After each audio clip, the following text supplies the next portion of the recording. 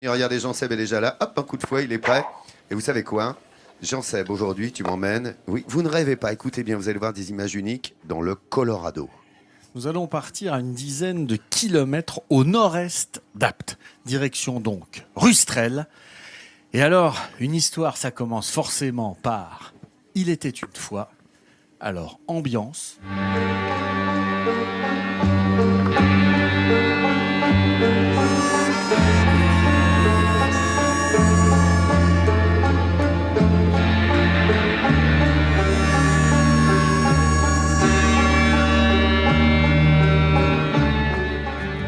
Des couleurs flamboyantes, où le rouge et le jaune d'or se mêlent au vert abrupt des sapins.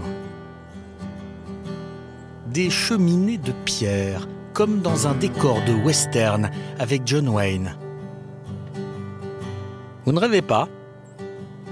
Vous êtes bel et bien dans le Luberon, pas dans le Grand Canyon. Nous sommes ici dans le Colorado provençal, un site exceptionnel sur la commune de Rustrel, à quelques kilomètres au nord d'Apt.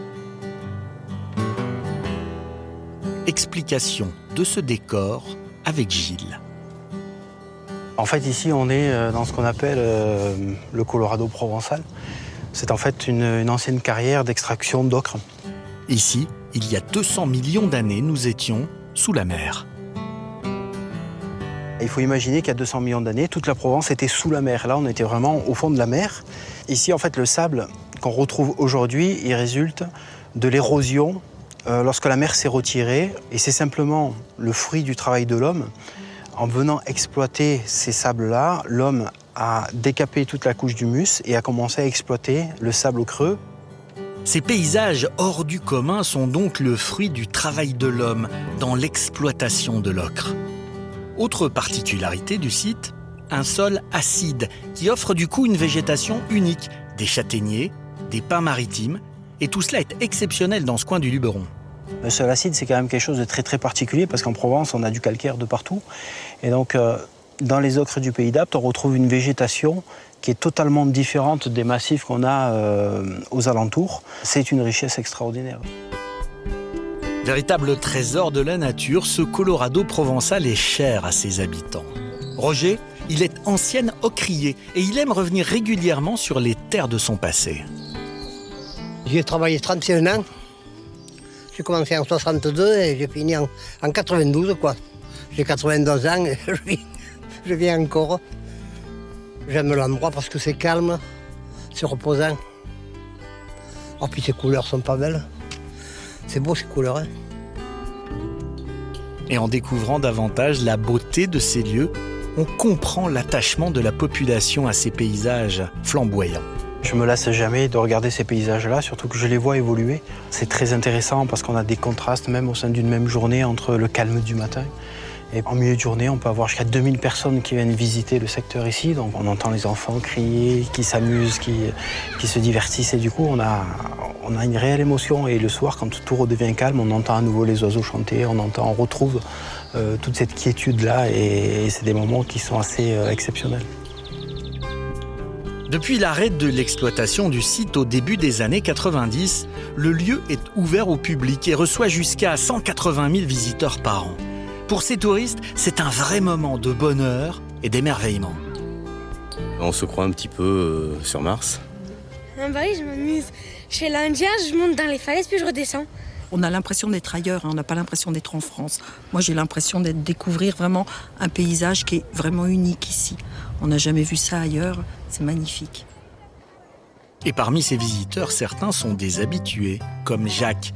Il vient ici tous les jours depuis plus de 15 ans pour le plaisir des yeux et il ne s'en lasse pas.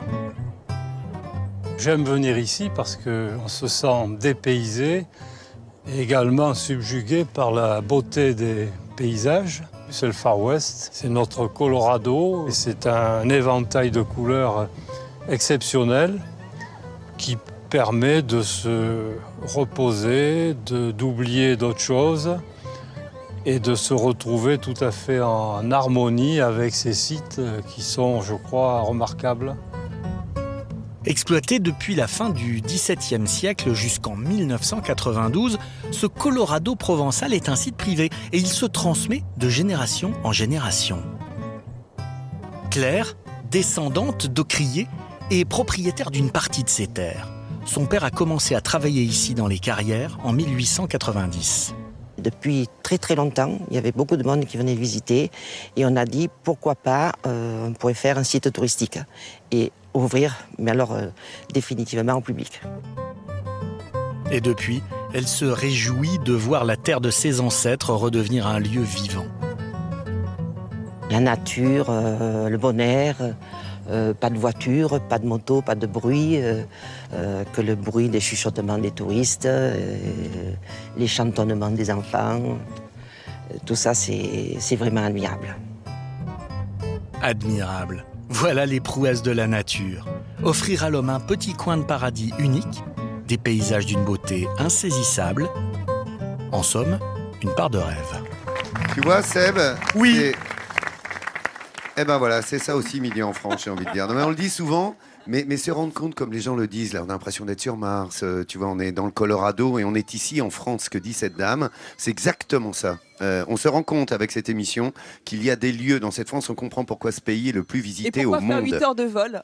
Non mais franchement, c'est incroyable. Magnifique de découvrir ça. Alors, ce qu'il faut savoir, quand je dis les prouesses de la nature, il y a aussi beaucoup la main de l'homme qui a façonné cet endroit, parce que ce sont des carrières qui ont été exploitées à partir de la Révolution. Et alors, on sait, l'ocre, les qualités de l'ocre, on les connaît depuis l'Antiquité, mais on a découvert que très récemment, que c'était en fait les oxydes de fer qui étaient contenus dans cette terre qui s'oxydaient en fonction du milieu naturel et qui pouvait donner toute cette gamme de couleurs. Ochra, en grec, ça veut dire la terre jaune. Et effectivement, il y a quelques veines de jaune, mais ça va jusqu'au plus rouge, vif, pratiquement carmin, en passant par le bleu, par le vert des pins. C'est absolument infini comme gamme de couleurs.